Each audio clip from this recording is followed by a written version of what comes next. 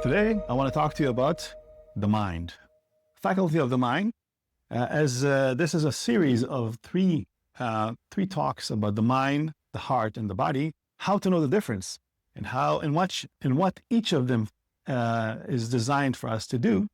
Once we know the function of the mind, the body, and the heart, we can utilize these information. The information, they inform us, they inform our consciousness, our awareness, on the path forward. So today we're going to talk about the mind. What do we need the mind for? Of course, we all know it's the most strongest faculty because it really is where we focus most of our days, thinking, analyzing, processing. Most of our life is in the mind, yet we rarely question what really is true in the mind. It feels like it's us. We fail to notice that a lot of the things that come through the mind is like a train passing through, like a cloud in the sky. You pay attention to it long enough, it becomes real, and you wonder why it's there in the sky, and you focus on it, and you think, oh, it must be because of this reason, and you give a lot of mind to it, not noticing that it's just a passing cloud, just a passing train, and not the ultimate truth. Most of the time, the mind is wired for our protection. It does not seek truth, it seeks safety. And that's why when you assume things about someone, often you assume negativity, you assume something negative. You never assume the positive. And that's why assumptions are not the best modality for life. It's often better to ask the person before you assume. And all of the mind is about negativity in an aspect of like safety, right? It's never going to go, if you're worried about something, there's 1,000 things that the mind can focus on, 500 good options, 500 negative options.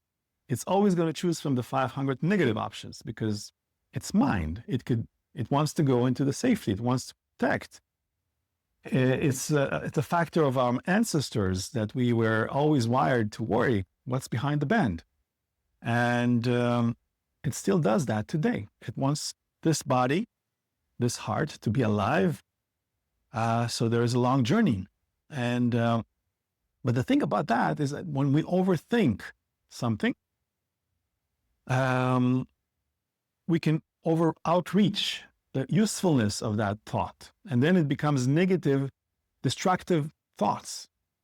It's too complex to go into this video, but this type of thing happens a lot. You can notice that there's destructive thoughts. And what is overthinking if not agreeing with something that is already known? If you already know something, why do you need to think about it over and over? Because the mind tries to learn something, but actually, as Steve Jobs once said, if you come into a meeting with me and you have to take notes, it means that the information is not that important for you. So if you have to take notes over and over, if you have to go in loops on something you already know, it means it's not that important for you. The better way is to really come into awareness and to say, this is not important anymore. I have learned. So let go of the overthinking and come back to presence. This is really what it's about, really not paying attention too much to the mind, especially when it's overthinking. Bring awareness. I'm overthinking. I'm thinking about it too much. I have learned this lesson. Thank you very much. Next. That's the path when overthinking comes in. Otherwise, you haven't learned anything. It's so interesting that we haven't learned, even though we're overthinking, because again, you think because you don't want it to repeat again. But the moment you realize it's not going to repeat again, you take a stand on it, nothing will repeat the same way, actually, anyway. So also the mind creates order. This is what it does best. It wants to create order. It wants to plan things. It wants to understand things. This is the mind speaking to you when it wants to understand. It also lives in time. I know I'm speaking very fast right now. It's because there's a lot to say and I want to make this video short, but I would recommend you come back to it a few times if it's important. It lives in time. So everything that comes with the mind comes in time. There are no thoughts outside of time. It's because it's the only mechanism that creates and perceives time. So through the mind, we know what time is. We can see. And the thing is that because it lives in time, it always worries about some future. It always looks at the past. It's not really present with now. Presence has no mind in it. So when you are in the mind, you're not here now. And when you are present with life, with what's happening, with your actual life, what's happening right now, there are no thoughts. The mind is a master also of limiting beliefs. I'm not good enough. I'm not ready. And what does that mean? I'm not good enough. It means that somewhere in time brought you to this moment where you're not good enough, which means that you need some more time. I'm not ready. It means that you need some more time to get ready. So this is the kind of things that the mind does. It lives in time. It adds time. When you say to someone or you say to yourself, I need to think about this, it adds more time. Any time you think is time. And we lose footing on life when we allow the mind to dictate when we learn things. This information may seem too complex for you to understand at this moment. Your mind says, it's very cunning. It will say, you need some more time to understand this. You're not ready for this. But what else do you need? I mean, what else? I mean, this is just now. The door is open. Open the door, enter. Realize this, know this to be true. You don't need more time to know anything. The moment you understand things, let them sink into you. Let it come into this place of remembrance. And this is like becomes a part of you. Maybe you don't remember all the details exactly, but it becomes a part of you. And there's no excuses. Once you see something, you cannot unsee it. So many things about the mind. What else? So we talked about safety. We talked about how it creates order. Oh, so here's one more thing. The mind, since we're always focusing on it,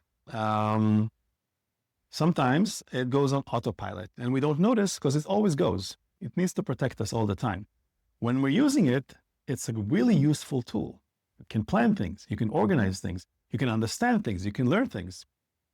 But when you're not using it, it falls into this default mode of, let me worry about this, let me think about this, let me process this, and you don't notice that it's just going on and on, and often just lying to you, telling you incomplete truths, or because it's just limited from what it knows or what it thinks it knows.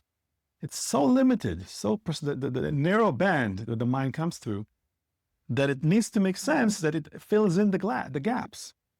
About optical illusions, there are so many optical illusions. The mind just fills in the gaps. This is why it's so important to look at optical illusions, because something is not there, but the mind makes it there. This is how it works. The same with there's auditory illusions as well. That's also with the mind. So the mind is a master deceiver that is really, really good to us because it wants to keep us alive and safe. I need to repeat this a few times. But it does its job so well that we lose footing if we just rely on the mind and not rely on the body, which also gives us information, or the heart, which also gives us information. And once we start listening to the heart will tread course and allow the mind to support. Then something magical happens in life, and we're going to talk about that in the next video. The next video, we're going to discuss how the heart works, how to notice the heart, and why to follow it. So, thank you for your time and thank you for listening. I hope you can, if this is interesting, I keep posting videos. I'd love for you to subscribe, click the like button, just so I know that this is meaningful and interesting. And of course, this is all made with love, because I've learned a few things on the path and I have a way to speak to them. That's why I'm doing these videos. And again, thank you for listening.